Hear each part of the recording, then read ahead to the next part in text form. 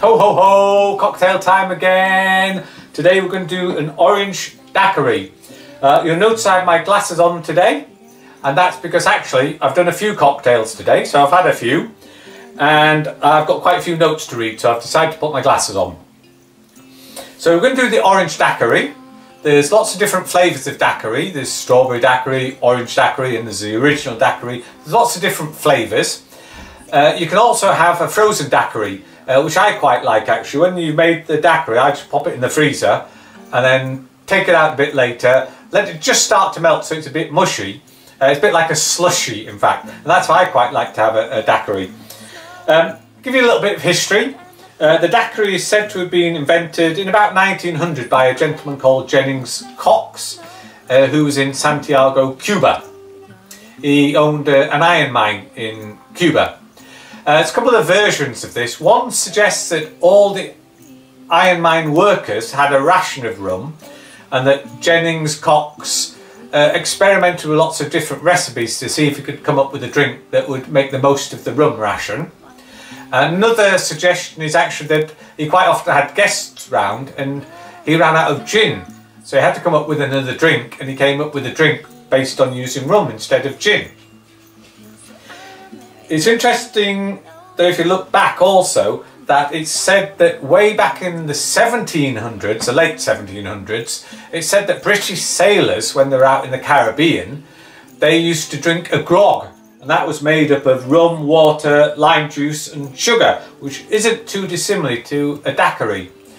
But ultimately, in 1900, Jennings Cox is the one that's sort of accredited with coming up with a daiquiri recipe.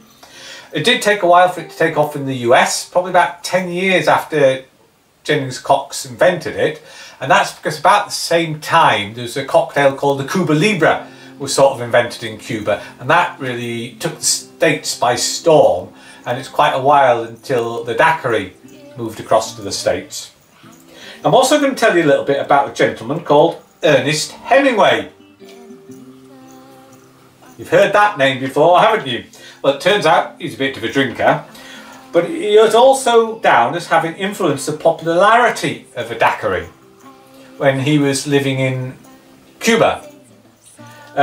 He's said to have come up with a variation that they call the Papa Doble, and doble means double, and that's because Hemingway used to have double the amount of rum that's in a normal daiquiri, and he used to also have grapefruit juice and maraschino liqueur in it, and that's because he was diabetic, so he was trying to avoid the sugar that goes into a daiquiri. He used to drink quite a lot in a bar called the El Floridita in Havana, Cuba. I've been lucky enough to actually have a daiquiri in El Floridita in Havana myself when I was visiting. And as we mentioned with mojitos, he also used to go to a bar called La Bodeguita. And above the bar in El Floridita is actually a big sign which says, "My mojito in La Bodeguita, my daiquiri in El Floridita." So what are we going to put in a daiquiri? And I said we're doing the orange daiquiri, and I can already see we've got an ingredient missing. So I'll quickly just grab that. Luckily I've got a stash of bottles down here. So this is the sugar syrup. So we're going to need rum, orange juice, lime juice, and it says a teaspoon of caster sugar, but we're going to use sugar syrup.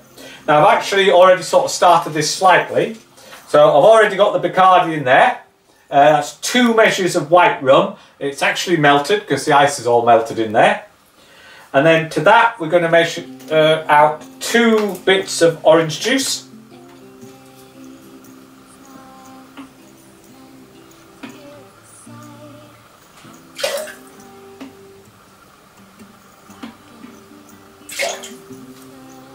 And then half a measure of lime juice.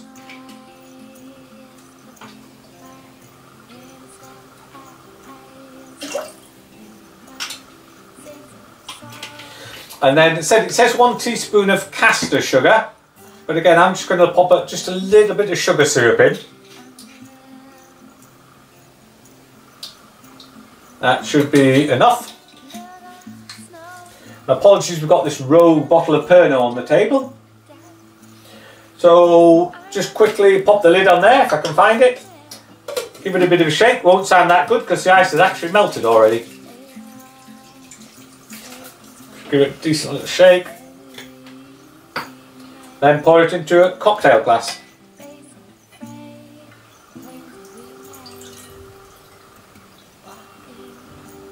It doesn't look like spectacular, but actually, as I said, I quite like it frozen. So when it comes out, it's just looking a little bit on the slushy side. So let's just try it.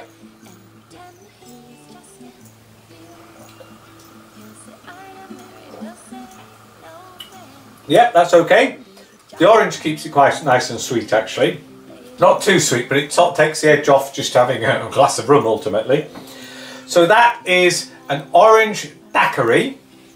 And it's 2 measures of white rum, 2 measures of orange juice, half a measure of lime juice, and a teaspoon of caster sugar, or I'll just put a little bit of sugar syrup in.